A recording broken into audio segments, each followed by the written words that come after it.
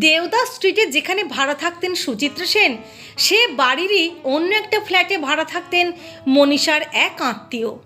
মনীষা তাঁর সঙ্গে দেখা করতে এসে জানতে পারেন যে সুচিত্রা সেন এ বাড়িতেই থাকেন। এটি কাকতালীয় ঘটনা বৈকি।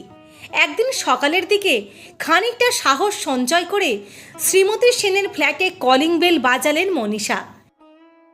বাড়ির কাজের লোক দরজার আইহোলে চোখ লাগিয়ে দেখে এক সুন্দরী মহিলা মাথায় ওড়না দিয়ে বাইরে দাঁড়িয়ে। কাজের লোকটি দরজা খুলে মনীষাকে তাঁর আগমনের হেতু জানতে চাইল। মনীষাকে সে চেনে না। মনীষা বললেন তিনি সুচিত্রা সেনের সঙ্গে দেখা করতে চান। লোকটি বলল, ম্যাডাম কারোর সঙ্গে দেখা করেন না। সেবার 4-5 দিন কলকাতায় ছিলেন মনীষা। একবার নয়, সব মিলিয়ে বার কয়েক